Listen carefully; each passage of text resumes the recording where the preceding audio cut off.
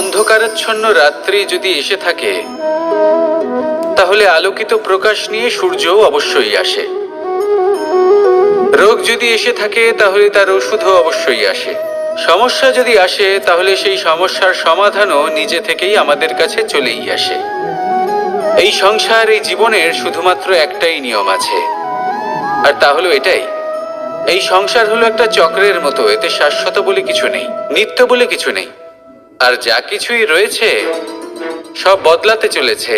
যদি আপনার জীবনে দুঃখ থাকে, সমস্যা থাকে, যদি আপনি বিপদ দ্বারা আচ্ছন্ন, তাহলে মনে রাখবেন সবকিছু বদলে যেতে চলেছে। দুঃখের সময় কাঁদবেন না, মনকে আরো দুঃখী করে তুলবেন না, কারণ এখানে যা কিছুই এসেছে তা যাওয়ার জন্যই এসেছে। তাহলে এত চিন্তা কিসের? আনন্দ সহকারে জীবন যাপন করুন, আর আমার সাথে ভালোবেসে বলুন, রাধা রাধা। যদি কোনো সিংহ বানরের মতো গাছে চড়তে চেষ্টা করে, তাহলে কি হবে? একটা মাছ যদি মাটিতে হাঁটতে চেষ্টা করে, তাহলে কি হবে? তারা বিফলই হবে। কিন্তু এরকম কেন হয়? তার কারণ হলো প্রকৃতির রচনা কিছুটা এরকম। এখানে প্রত্যেকটি ব্যক্তিকে, প্রত্যেকটি প্রাণীকে আলাদা আলাদা গুণের অধিকারী করা হয়েছে, এবং সকলকে একটা সীমাও প্রদান করা হয়েছে। এবার এই যে বৃক্ষ, পশু, পাখি, এদের মধ্যে সেই ক্ষমতাই নেই যে এরা নিজেদের যাচাই করতে পারবে, নিজেদের সীমাগুলো বুঝতে পারবে, নিজেদের সদ্গুণগুলো চিনতে পারবে। এরা সেটা করতে পারবে না। কিন্তু মানুষ তো আলাদা। মানুষের কাছে সেই বিশেষ শক্তি আছে যে তারা পূর্ণরূপে নিজেদের যাচাই করতে পারবে, নিজেকে পূর্ণরূপে বুঝতে পারবে, নিজের দোষ, নিজের অপগুণ, নিজের সদ্গুণ, নিজেদের সীমাগুলো তারা বুঝতে পারবে। আর এটা অত্যন্ত গুরুত্বপূর্ণ। কথায় আছে যে যদি সাফল্য লাভ করতে হয়, তাহলে নিজেকে যাচাই করে নিতে হবে। তাই নিজেকে যাচাই করুন, নিজের সাথে পরিচিত হয়ে যান, এবং জীবনে কর্ম করতে থাকুন। সাফল্যের শিখরে অবশ্যই পৌঁছে যাবেন। আর ওখানে যদি যান, তাহলে এই মন প্রসন্ন হয়ে অবশ্যই বলবে, রাধা রাধা। বনের মধ্যে যদি আপনি কোনো বিষাক্ত সাপ দেখেন, তাহলে কি করবেন? আপনি তখনই তার থেকে দূরে পালাতে চেষ্টা করবেন। আর এটা কেন করবেন? নিজের রক্ষার্থে। এই কথা আমি নয় মেনে নিলাম, কিন্তু নিজের জীবনে এটা করেন না কেন? আপনি যেখানেই যান, যে স্থানেই যান না কেন, প্রত্যেক সময়, প্রত্যেক মুহূর্তে এমন বিষাক্ত সাপ আপনি অবশ্যই খুঁজে পাবেন। আর সেই সাপ নয় যাদের আপনি বনে খুঁজে পাবেন। এরা হলো সেই সাপ যা আপনাকে পাপ করতে বাধ্য করবে। আপনার অন্তরের বাসনা, ক্রোধ, অহংকার, লোভ, ঈর্ষা, এদের বৃদ্ধি ঘটাবে। দেখুন, বনের এই সাপ আপনাকে একবার ছেড়ে দিতেও পারে, ছোবল নাও মারতে পারে, কিন্তু এই যে পাপরূপী সাপ আছে, তা অবশ্যই ছোবল মারবে। কর্ম যদি করেন, তাহলে অবশ্যই ফল পাবেন। সেই জন্য যখনই কোথাও যাবেন, যদি এমন কাউকে দেখেন, যদি এমন কিছু দেখেন যে আপনাকে পাপ করতে বাধ্য করছে, তাহলে সেই মুহূর্তে সেখান থেকে পালিয়ে যান। যেমন বনের সাপ দেখে আপনি পালাতে থাকেন। সৎকর্মের রক্ষা অত্যন্ত আবশ্যক। আসুন আর আমার সাথে ভালোবেসে বলুন, রাধা রাধা। মনুষ্য জীবনের সবথেকে বেশি গুরুত্বপূর্ণ বিষয় হলো মনের একাগ্রতা। এই সংসারের যে কটি মহান কার্য সম্পাদন হয়েছে, তা হলো মনের এই একাগ্রতার একমাত্র ফল। আপনি অবশ্যই দেখে থাকবেন, অনেক ছোট বড় নদী যা বয়ে চলে, তাদের সামনে একটা বাঁধ নির্মাণ করা হয় সেই সব নদীর জল সঞ্চয় করতে। বাঁধ হয়ে গেলে প্রয়োজন মতো বা মনের ইচ্ছে মতো তাকে ব্যবহার করা সম্ভব। এবার এটাই আমাদের মনের সাথেও সম্ভব। আমাদের মনের একাগ্রতা আজকের দিনে দাঁড়িয়ে বিভিন্ন ধরনের বিকার, ক্রীড়া এবং ভোগের মধ্যে ভাগ হয়ে গেছে। একে একত্রিত করতে হবে, একটা বাঁধ নির্মাণ করতে হবে, কর্মের বাঁধ। আপনাকে শুধু এটাই করতে হবে, যেটা উচিত কর্ম সেটাই করুন, যেটা অনুচিত কর্ম সেটা করা থেকে নিজেকে বিরত রাখুন। ব্যাস, এই কাজটাই আপনি করতে থাকুন, মনের মধ্যে একাগ্রতার বাঁধ নির্মাণ করুন। আর একবার যদি তা নির্মাণ হয়ে যায়, তাহলে যখন চাইবেন, যেখানে চাইবেন, যতটা চাইবেন, একাগ্রতা প্রয়োগ করতে পারবেন।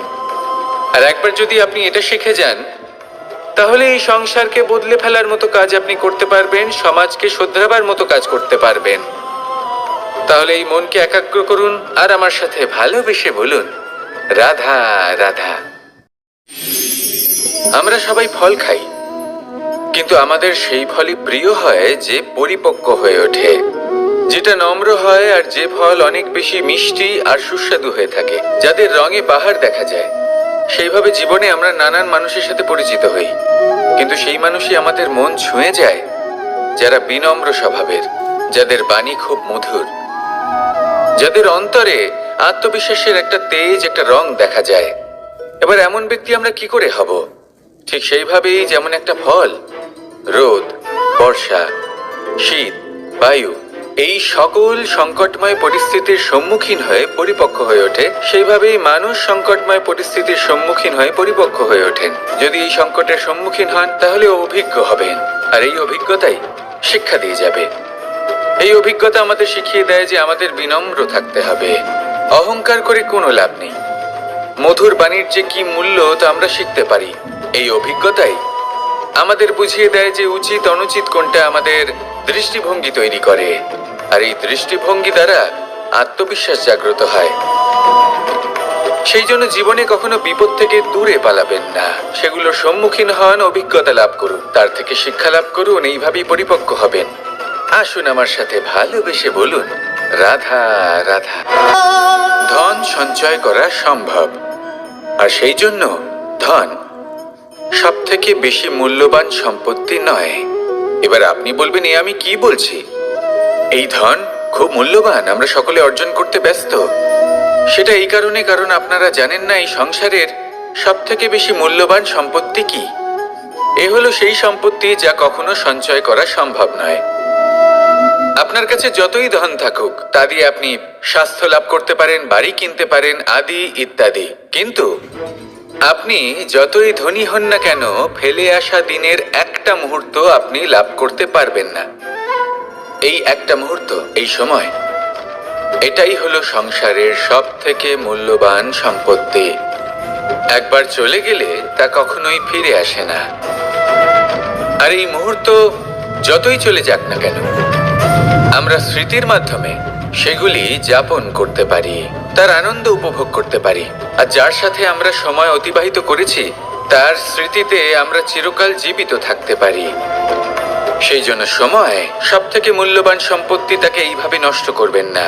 প্রত্যেকটা মুহূর্ত উপভোগ করুন, আনন্দ করুন, আর ভালোবেসে বলুন, রাধা রাধা। কনক, কি সুন্দর একটা শব্দ। এর অনেকগুলো রূপ রয়েছে, অনেকগুলো অর্থও রয়েছে। প্রথম অর্থ হলো স্বর্ণ, অর্থাৎ সম্পত্তি। দ্বিতীয় অর্থ ধুতুরা, অর্থাৎ গাছের ছোট একটা বীজ, যা কিনা অত্যন্ত শক্তিশালী হয়। যদি বেশি মাত্রায় এর প্রয়োগ করা হয়, তাহলে এটা বিষময় হয়ে উঠতে পারে। এই হলো সেই ধুতুরা যার প্রয়োগ মহাদেবের পুজোতে করা হয়। এবার প্রশ্ন হলো এটাই যে এই স্বর্ণ এবং এই ধুতুরার মধ্যে মিল কি রয়েছে। মিল হলো এটাই যে এই দুটোই মানুষকে মত্ত করে তোলে। ধুতুরা মানুষকে তখন মত্ত করে যখন তাকে সেবন করা হয়, কিন্তু স্বর্ণ, ধন, সম্পত্তি, মানুষ এটা যতটাই অর্জন করে নেয় সেটাই যথেষ্ট। এই স্বর্ণ মানুষের ভাবনা চিন্তা করার ক্ষমতাকে বশ করে ফেলে। মানুষ সম্পত্তির লোভে মত্ত হয়ে ওঠে, কারণ যে যত চমৎকারী, যতটা অমূল্য হয়, তাকে সামলানো কিন্তু ততটাই কঠিন, তাই না? তাই মনে রাখবেন, ধন, স্বর্ণ, সম্পত্তি এগুলো ধুতুরার থেকেও অনেক বেশি বিষাক্ত হতে পারে। তাই এর ওপর আত্মসংযমের একটা কবচ পরিয়ে রাখবেন। এবং বিবেকের শক্তির সাথে এগুলো প্রয়োগ করুন, তবেই কল্যাণ হবে। আসুন আমার সাথে ভালোবেসে বলুন, রাধা রাধা। মানুষের জীবনে 3টি গুণ অত্যন্ত প্রয়োজনীয়: শ্রদ্ধা, বিনম্রতা, যোগ্যতা। যদি জ্ঞান লাভ করতে চান তাহলে শ্রদ্ধার প্রয়োজন, যদি মান লাভ করতে চান তাহলে স্বভাবে বিনম্র হওয়া প্রয়োজন, আর যদি মনোবাঞ্ছিত স্থান লাভ করতে চান তাহলে যোগ্যতার প্রয়োজন। বিষয়টা সহজ। শ্রদ্ধা আপনাকে জ্ঞান দেবে, নম্রতা আপনাকে মান, আর যোগ্যতা উচিত স্থান দেবে। কিন্তু যদি আপনি এই 3টি গুণ সম্মিলিত করেন তাহলে এমন কিছু লাভ করবেন যা এই সব কিছুর থেকে অনেক ঊর্ধ্বে। সম্মান। আর এ হলো সেই সম্মান যা প্রত্যেক মানুষের নিজের জীবনে লাভ করতে চেষ্টা করা উচিত, কারণ এই হলো সেই সম্মান যার কারণে আপনি চলে যাওয়ার পরেও এই সংসার আপনাকে ভালোবাসবে আর মনে রাখবে। আসুন আমার সাথে ভালোবেসে বলুন, রাধা রাধা।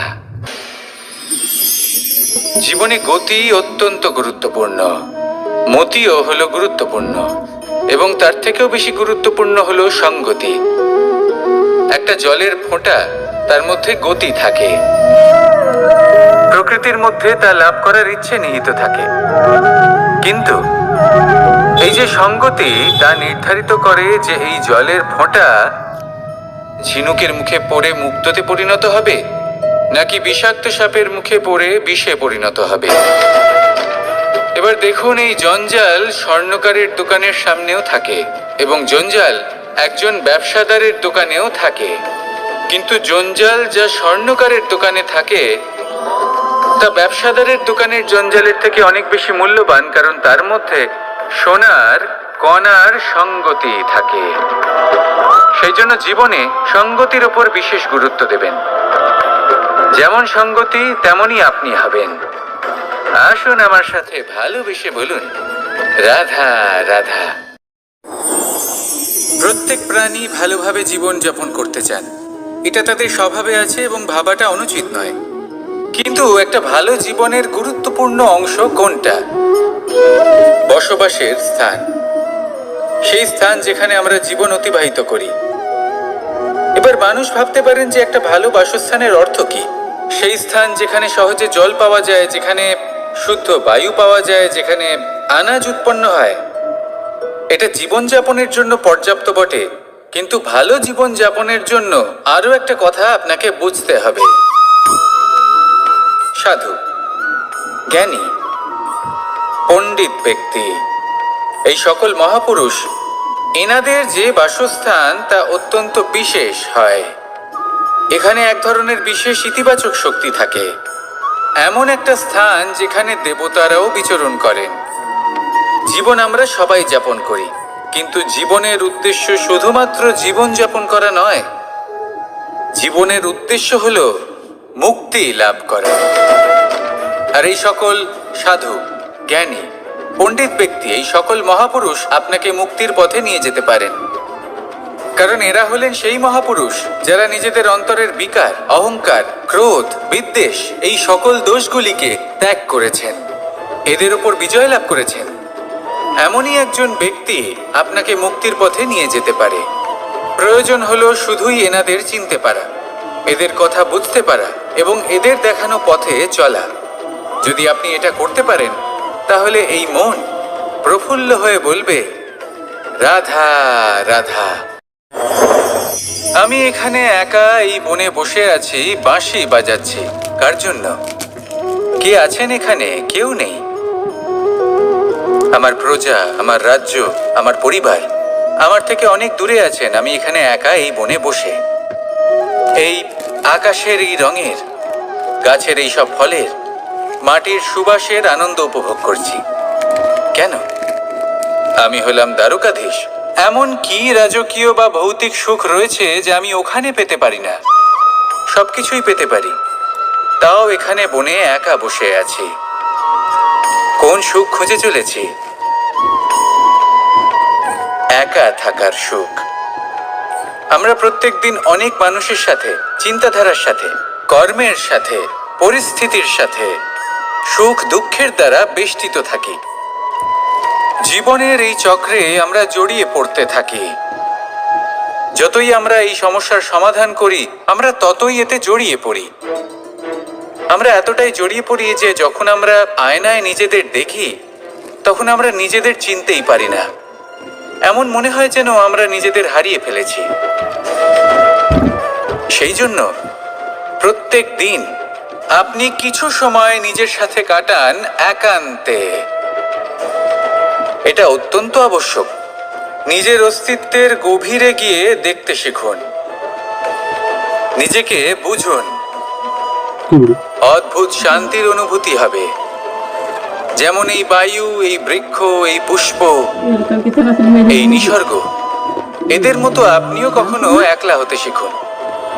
কখনো নিসর্গের একটা অংশ হয়ে দেখুন। এই মন প্রসন্ন হয়ে বলবে, রাধা রাধা। ওমা, এ কি? আমি কখন থেকে এখানে অপেক্ষা করছি, হাত পেতে দাঁড়িয়ে রয়েছি যাতে একটা ফল আমার হাতে এসে পড়ে এবং সেটা আমি খেতে পারি। কখন থেকে অপেক্ষা করছি, কিন্তু সেটা হচ্ছেই না। এবার আপনি বলবেন যে এসব কি বলছি, এ কি অদ্ভুত কথা বলছি। যদি ফল খেতে হয় তাহলে আমাকে বৃক্ষে চড়তে হবে, ফলের কাছে পৌঁছতে হবে, তবেই তো ফল পাবো। এবার এটা অত্যন্ত সহজ ব্যাপার, কিন্তু এই বিষয়টা আপনি নিজের জীবনের প্রসঙ্গে ভেবে দেখুন।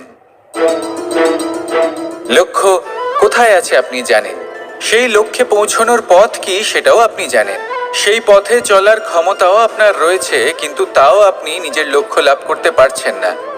কেন? কারণ আপনি অপেক্ষা করছেন যে লক্ষ্য আপনার সামনে চলে আসবে, কিন্তু তা হয় না। লক্ষ্য সে যাই হোক না কেন, ধন হোক, প্রেম হোক, কোনো সম্মান হোক বা মোক্ষ হোক, যদি আপনি তার দিকে অগ্রসর না হন তাহলে ফল প্রাপ্তি অসম্ভব ব্যাপার। তা কোনোদিনই হবে না। সেই জন্য আপনার চোখের সামনে আপনি যদি নিজের লক্ষ্যকে দেখতে পান, তাহলে উঠুন এবং সেই দিকে অগ্রসর হতে শুরু করুন। নিজের অন্তরের সকল অশুভ গুণ দূর করুন, অলসতা ত্যাগ করুন, অজ্ঞানতা ত্যাগ করে দিন এবং চলতে থাকুন। অবশ্যই মনোবাঞ্ছিত ফল লাভ করতে পারবেন। মনে রাখবেন, চলতে থাকলে তবেই লক্ষ্য প্রাপ্তি হবে। অপেক্ষার দ্বারা শুধুমাত্র মৃত্যু লাভ হবে। আসুন আমার সাথে ভালোবেসে বলুন, রাধা রাধা। আমি দ্বারকাধীশ এবং আমার সভাতে বিভিন্ন সময় বিভিন্ন ধরনের মানুষ আসেন, নিজেদের দাবি নিয়ে, নিজেদের ইচ্ছে নিয়ে। কখনো কেউ ভোজন চান, আবার কখনো কেউ ওষুধ। কখনো কেউ বস্তু চান, কেউ আবার চান বস্ত্র। কারোর জ্ঞান চাই, কারোর ধন চাই, আবার কারোর বাসস্থান। অনেক সময় আমি এই অনুরোধ, এই ইচ্ছে পূর্ণ করি না।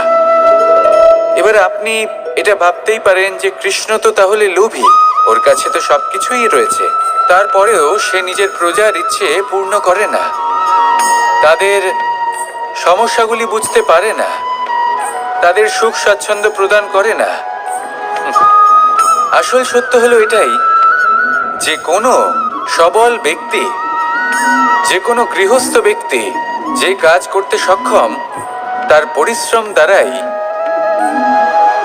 নিজের প্রয়োজনগুলি এবং ইচ্ছেগুলি পূরণ করা উচিত।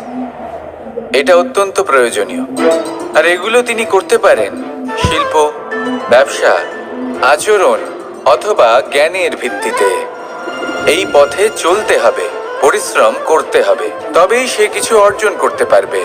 এবার এমন কোনো ব্যক্তি যার এই সব কিছুতে কোনো রুচি নেই, যে কিছুই করতে চায় না, সে কিছুই অর্জন করতে পারবে না। এবার এরকম কোনো ব্যক্তিকে যদি আমি কোনো বস্তু প্রদান করি, তাহলে কি হবে? সে পরাধীন হয়ে যাবে, আর সেটা উচিত হবে না। তাহলে কি করা উচিত? তাকে পথ দেখানো, তাকে বোঝাতে হবে যে কোন পথে চলে তুমি নিজের লক্ষ্য প্রাপ্ত করতে পারবে। শিল্প, জ্ঞান, আচরণ এবং ব্যবসা, এই পথে কিভাবে চলে সেটা শেখাতে হবে। আর আমি সেটাই করি। তার ফলে কি হয়? ব্যক্তি স্বাধীন হয়ে যায়। সংসারে সে যা চাইবে তাই প্রাপ্ত করতে পারবে, কখনো কারোর থেকে কিছু চাইবার প্রয়োজন পড়বেই না। এই কথাটা সবসময় মনে রাখবেন। যখনই দান করবেন তা ভাবনা চিন্তা করে এমন ভাবে দান করবেন যাতে সামনের ব্যক্তি স্বাধীন হতে পারেন, পরাধীন নয়। আসুন আমার সাথে ভালোবেসে বলুন, রাধা রাধা করতে শিখুন। পাণ্ডবরা বন থেকে এসেছিলেন। ওনাদের কাছে না কোনো ধন ছিল, না কোনো সম্পদ, না বিদ্যা। নিজের পরিশ্রমের দ্বারা ওনারা বিদ্যা অর্জন করেছিলেন, আর তার দ্বারাই সম্পদ অর্জন করলেন আর ধনও অর্জন করলেন। এই পাণ্ডব ছিলেন অত্যন্ত কুশল এবং শক্তিশালী। যুধিষ্ঠির নিজের পরিশ্রম দ্বারা এমন জ্ঞান অর্জন করেছিলেন যে এই সংসার ওনাকে ধর্মরাজ যুধিষ্ঠির অভিহিত করেছিল। দেখতে গেলে পাণ্ডবদের কাছে সবকিছুই ছিল, কিন্তু যখন বিষয় এলো আরো ধন লাভ করার, তখন যুধিষ্ঠির, যিনি পাণ্ডবদের মধ্যে জ্যেষ্ঠ, তিনি সকল পাণ্ডবদের সাথে দ্যুতক্রীড়ায় অংশগ্রহণ করে ফেললেন। এর ফলে না শুধু ধনলক্ষ্মী, ধর্মলক্ষ্মী, বিবেক লক্ষ্মীকেও হারালেন, আর শুধু তাই নয়, নিজের গৃহলক্ষ্মী দ্রৌপদীকেও হারিয়ে ফেললেন। এর কারণ কি? ভুলে গেলেন খুব সহজ একটা কথা, এই সংসারে সম্মান এবং সাফল্য দুটোই পরিশ্রমের দ্বারা লাভ করতে হয়। কিন্তু দ্যুতক্রীড়ার এই খেলা আমাদের ভাগ্যের উপর নির্ভরশীল। এই সংসারে দুটি পথ রয়েছে। একটা পথ যেখানে কর্ম এবং পরিশ্রমের দ্বারা আপনি নিজের পথ নিজেই রচনা করতে পারবেন, আর দ্বিতীয় পথ হলো যেখানে এই ভাগ্য এক মুহূর্তে আপনাকে শিখরেও পৌঁছে দিতে পারে, আবার ধূলিসাৎ করে দিতে পারে। আপনি কোন পথ বাছবেন সেই চয়ন আপনারই। আসুন আর আমার সাথে ভালোবেসে বলুন, রাধা রাধা। কোনো এক সময়ের ঘটনা এটা। মা এবং বাবা হাটে গিয়েছিলেন, তখন আমি আর দাদা গিয়েছিলাম গরু চড়াতে। আমরা বাড়ি ফিরে এলাম, আর মা সেই সময় একটা কাজ করতেন। যখনই হাটে যেতেন দরজা তালা বন্ধ করে যেতেন। উনি খুব ভালো করে জানতেন যে যদি ওনার এই মাখন চোর সঠিক সময়ে পৌঁছে যায় তাহলে এক ফোঁটাও মাখন ওনার অবশিষ্ট থাকবে না। এবার ঘটনা কিছুটা এরকম হলো যে মা আর বাবা মাঝে মাঝে হাটে যেতেন, তাই মাঝে মাঝেই দরজা তালা বন্ধ করতে হতো। যখন মা আর বাবা ফিরে এলেন তখন বাবা ভুলে গিয়েছিলেন যে এই চাবির গোছা থেকে ঠিক কোন চাবিটা দরজার তালা খোলার জন্য উপযোগী। উনি চেষ্টা করতে শুরু করে দিলেন। একটার পর একটা চাবি দিয়ে উনি চেষ্টা করতে থাকলেন, কিন্তু সেই দরজার তালা তো খুলতেই চাইছিল না। ওনার মাথা থেকে ঘাম পড়তে শুরু করলো।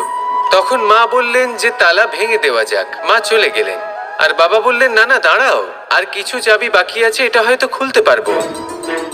মা হাতুড়ি নিয়ে চলে এলেন সেই তালা ভাঙার জন্য, আর তখনই বাবা শেষ চাবিটা প্রয়োগ করলেন আর দরজার তালা খুলে গেল।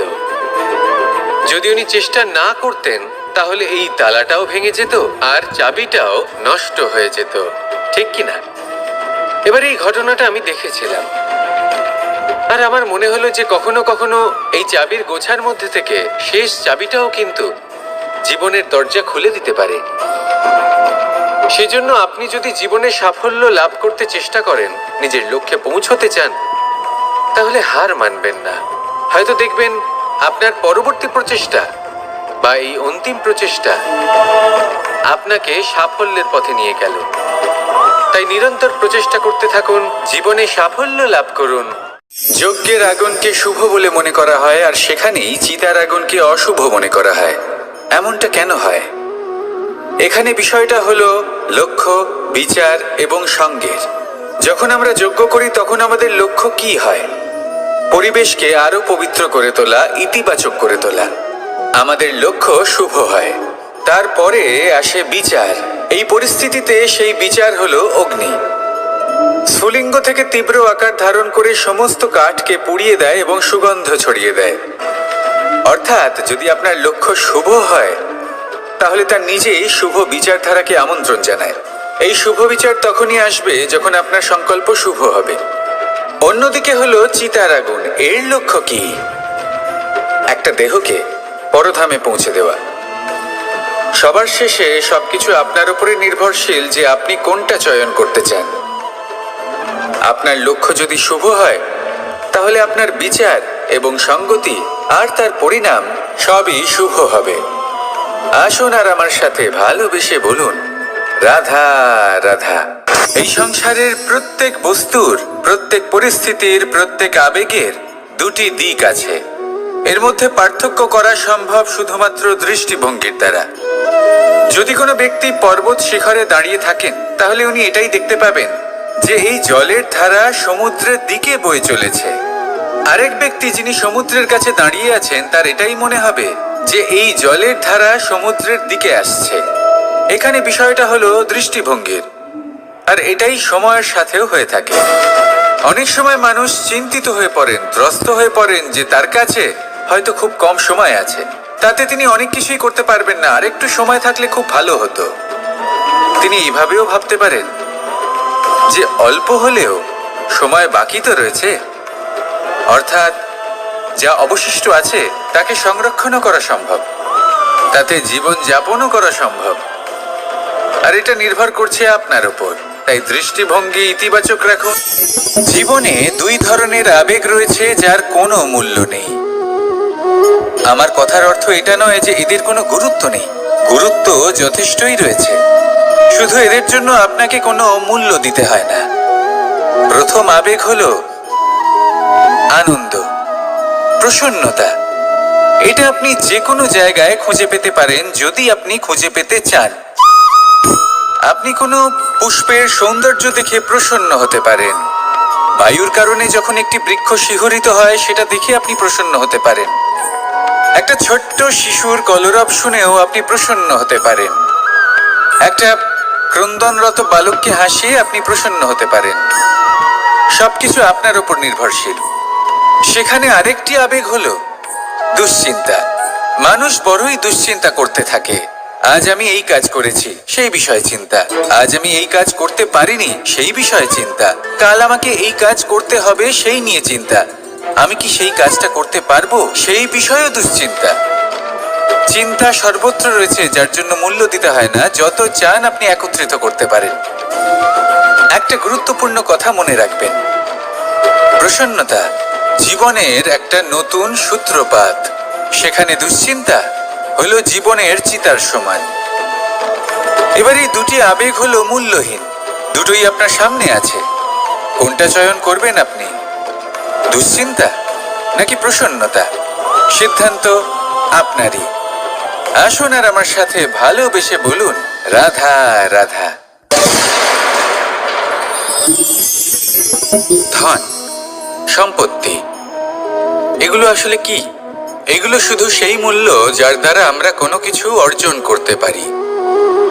এবার এই ধনের দ্বারা এই সংসারে অনেক কিছু লাভ করা সম্ভব, কিন্তু সেই সব কিছুই শুধুমাত্র ভৌতিক বস্তুই হবে, ভৌতিক সামগ্রী, ভৌতিক সুবিধা।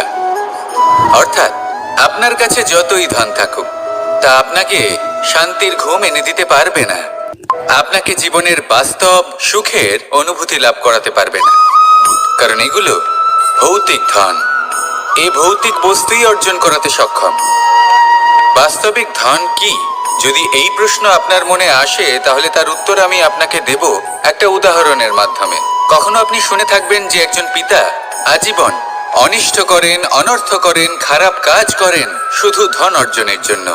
তিনি ভাবেন যে আমি ধন অর্জন করব আর নিজের সন্তানকে একটা উজ্জ্বল ভবিষ্যৎ প্রদান করব, একটা সুখ স্বাচ্ছন্দ্যময় জীবন দান করব।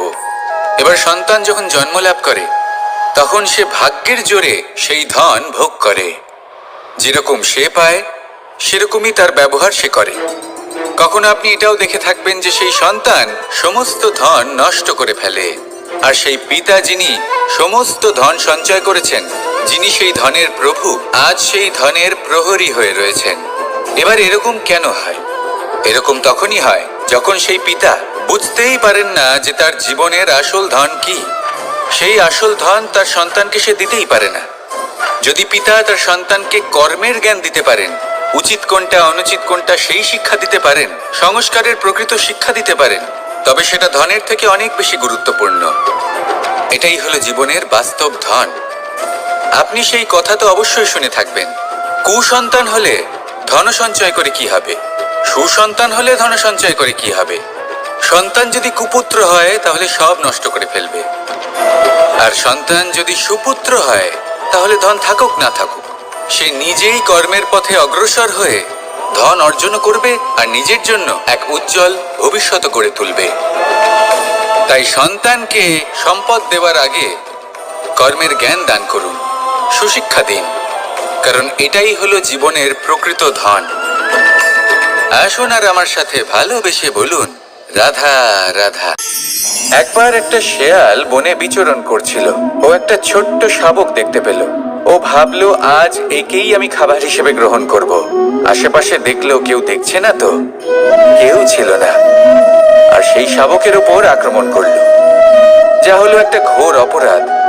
বনের নিয়ম অনুসারে আপনি কখনোই শাবকের উপর আক্রমণ করতে পারেন না। তারপর এই খবরটা যখন রাজা সিংহ জানতে পারলেন, সভার আয়োজন করলেন। কিন্তু সেখানে শেয়াল বলল, আমি তো এরকম কিছু করিনি। কিন্তু যদি আপনি এরকম বলেন, কোনো প্রমাণ দিন, এর কোনো সাক্ষী আছে? তখন রাজা সিংহ পেঁচাকে ডেকে পাঠালেন, যে সেই মুহূর্তে বৃক্ষের শাখার উপর বসেছিল, সে সব কিছু দেখেছিল। পেঁচা সব সত্যি কথা বলল, আর শেয়ালকে মৃত্যুদণ্ড দেয়া হলো।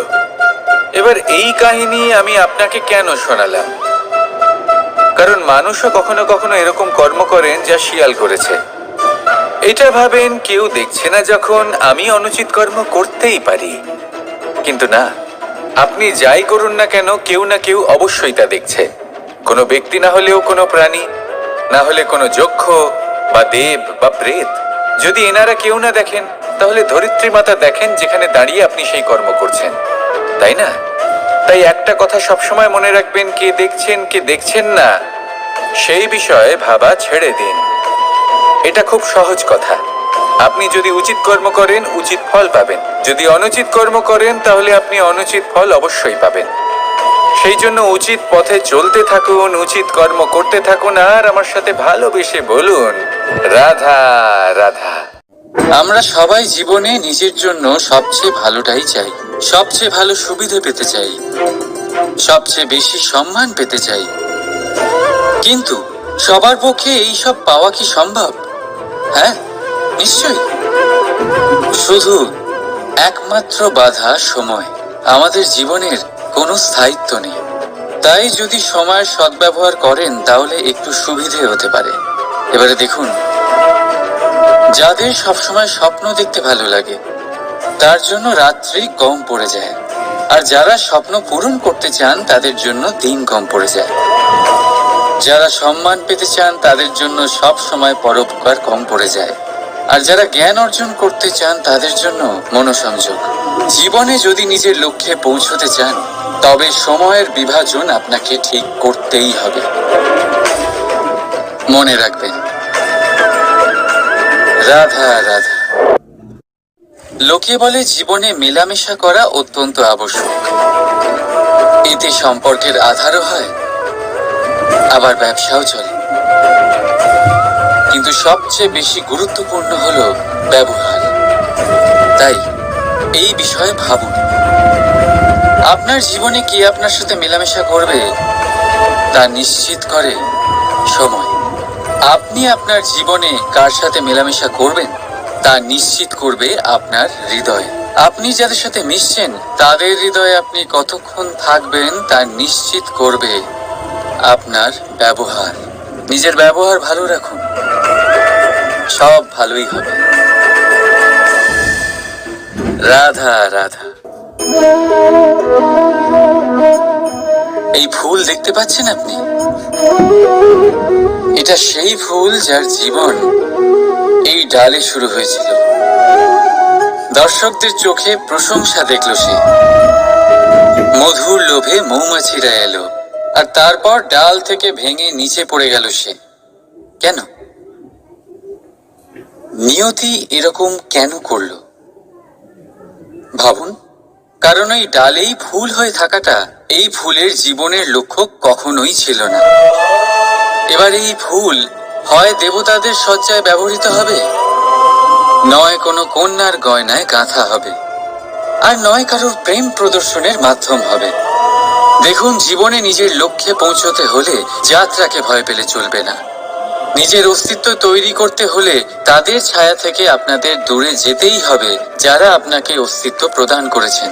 এটাই জীবনের নিরন্তর সত্য। রাধা রাধা। আমাদের সকলের জীবনে কখনো না কখনো পাথর দ্বারা আঘাত লাগেই, আর এই সংসারও আমাদের ওপরে কখনো না কখনো পাথর বর্ষণ করে।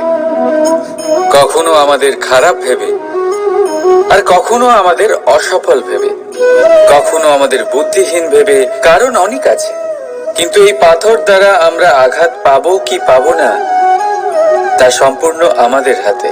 হয় আপনি এই পাথরের আঘাত পেয়ে চোখের জলে ডুবে থাকতে পারেন, আর নয়তো যদি আপনি চান তাহলে এই পাথর দিয়ে সেতু বানিয়ে সকল সমস্যার সাগর অতিক্রম করতে পারেন। সিদ্ধান্ত আপনার। এই পাথর এ হলো প্রতীক আমাদের নিন্দার, আমাদের আলোচনার। যে এই আলোচনা নাকারাত্মক ভাবে দেখবে সে শুধুমাত্র কষ্টই পাবে, আর যে এই আলোচনাকে নিজের বিকাশের আধার বানাবে সেই সাফল্যের চূড়ায় পৌঁছবে। তাই মনে রাখবেন, আলোচনা আপনার শত্রু নয়, আপনার সবচেয়ে বড় মিত্র। রাধা রাধা। মিষ্টি জল সবার পছন্দ, কিন্তু নোনতা জল কেউ পছন্দ করে না। এইবার ভাবার বিষয় হলো মুক্ত, যা সমুদ্রের গহ্বরেই তৈরি হয়। নোনতা জলের মধ্যে থেকেই প্রতি মুহূর্তে অন্য প্রাণীদের থেকে বেঁচে নিজের অস্তিত্বকে বাজি রেখে ঝিনুক মুক্ত প্রদান করে থাকে। কখনো ভেবেছেন কেন?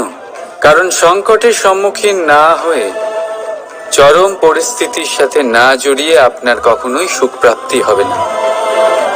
তাই নির্ভীক হয়ে সংকটের সম্মুখীন হন, আর আমার সাথে ভালোবেসে বলুন, রাধা রাধা। আমরা সকলেই সময়ের গুরুত্ব বুঝি। সময় আমাদের তৈরি করে, আর সময়ই আমাদের নষ্ট করে দেয়। কখনো ভালো সময় আসে, আর কখনো ভীষণ খারাপ সময় আসে। তবে আশ্চর্যের বিষয় এটাই যে সব জেনেও আমরা সময় নষ্ট করি। মনে রাখবেন, সময় শুধু বয়ে যায়, কখনো ফিরে আসে না। তাই ভালো সময় আসার অপেক্ষায় সময় নষ্ট করবেন না। যাই করবেন আজ, এক্ষুনি, এই মুহূর্তে শুরু করুন। তা সেটা কাউকে আনন্দ দেওয়াই হোক, বা নিজেকে বদলানোর চেষ্টা করা হোক, যাই হোক না কেন, বিলম্ব করবেন না। কারণ সময় শুধুমাত্র তাকেই সঙ্গ দেয় যে সর্বদা সময়কে সম্মান করে। রাধা রাধা। কোথায় আছে সবকিছু সীমা থাকে, মুশকিলের, কষ্টের, সংকটের, অন্ধকারের। যার কোনো সীমা নেই তা হলো কেবলমাত্র কঠোর পরিশ্রমের। আপনি নিশ্চয়ই দেখেছেন, রাত্রি যতই অন্ধকারময় হোক, তারারা পরিশ্রম করে তার সাথে লড়তে থাকে, আর অবশেষে সকাল হয়েই যায়। ঝড়ে পাখিদের বাসা ছিন্ন বিচ্ছিন্ন হয়ে যায়, কিন্তু পাখিরা নিজের পরিশ্রম দ্বারা তা আবার বানিয়ে নেয়। কারণ যা সীমিত তাকে অসীমের কাছে হারতে হয়, আর পরিশ্রম অসীম। রাধা রাধা। প্রবাহিত নদী কত সুন্দর হয়, বলিষ্ঠ হয়। যেদিক দিয়ে বয়ে যায় সেখানে এক নতুন জীবন প্রদান করে, ধরণীকে উর্বর করে, আকাল দূরে রাখে। আর হয়তো এই জন্যই নদীকে মায়ের মতো পুজো করা হয়। কিন্তু আপনি কি কখনো ভেবে দেখেছেন যে নদীর জন্ম কি করে হয়? এ কি শুরু থেকেই এমন বিশাল আর খরস্রোতা হয়? না, বৃষ্টির ছোট ছোট ফোঁটা একসাথে সম্মিলিত হয়ে এক সূক্ষ্ম ধারা তৈরি করে, আর সেই ধারাগুলি পর্বতের বরফ কেটে তাদেরকে গলিয়ে জলপ্রপাত হয়ে ঝরে পড়ে পাথরের সাথে ধাক্কা খেয়ে তারপরেই সে নদী হয়ে ওঠে। ঠিক সেইভাবেই এত সহজে কেউ মহান হয়ে ওঠে না। ছোট ছোট চেষ্টা মিলে এক বিশাল ব্যক্তিত্ব তৈরি করে। তাই জীবনে সর্বদাই চেষ্টা করতে থাকুন। অস্তিত্ব নিজে থেকেই প্রকাশ পাবে। রাধা রাধা। কখনো কখনো আমরা নিজের মা বাবার ওপর কতটা রেগে যাই, মনে করি ওনাদের মন আমাদের দিকেই নেই। আমরা ভাবি ওনাদের কাছে আমাদের কোনো অস্তিত্বই নেই, আর তাই আমরা রেগে যাই। কিন্তু আপনি কি কখনো এমন অনুভব করেছেন যে আমাদের চোখ দিয়ে আমরা আমাদের নাক কখনো দেখতেই পাই না, কারণ তা চোখের ভীষণই কাছে থাকে, দুই চোখের মাঝখানে। কিন্তু যখন কেউ মুখে আঘাত করে, হাত সর্বপ্রথম নাককেই সুরক্ষিত করার চেষ্টা করে। মাতা পিতাও অনেকটা এরকমই হয়। আপনার ভালোর জন্য, আপনার সুরক্ষার জন্য তারা সবসময় তৈরি। তাই তাদের প্রেমকে কখনো সন্দেহ করবেন না। আবশ্যক নয় তাদের প্রেম আপনি সবসময় স্পষ্টভাবে দেখতে পাবেন, কারণ এই এক এমন প্রেম যা সর্বদাই আপনার সাথে ঢাল হয়ে আপনার রক্ষা করতে থাকবে। রাধা রাধা। বাবুল গাছ কত বিশালাকার হয়, পিপুল গাছও বিশালাকার হয়। কিন্তু আপনি কি কখনো ভেবে দেখেছেন যে কেন বাবুল গাছ কেটে তা ব্যবহার করা হয়, আর কেনই বা পিপুল গাছকে পুজো করা হয়? এই জন্যই, কারণ পিপুল গাছ তার নিচে বসে থাকা পথিককে ছায়া প্রদান করে, নিজের ডালে অসংখ্য পাখিদের আশ্রয় দিয়ে থাকে, কাউকে কাঁটা ফুটিয়ে দূরে সরায় না, বরং তাকে শীতল ছায়া দিয়ে তার ক্লান্তি দূর করে। এই সংসারে যদি আপনি সম্মান পেতে চান, তবে পিপুল গাছের মতোই হতে হবে। কিছু দিতে শিখুন, আনন্দ, সুখ, শীতলতা দান করতে শিখুন। আর কাঁটার মতন কাউকে কখনো কষ্ট দেবেন না। সম্মান স্বয়ং হেঁটে আপনার কাছে আসবে। আর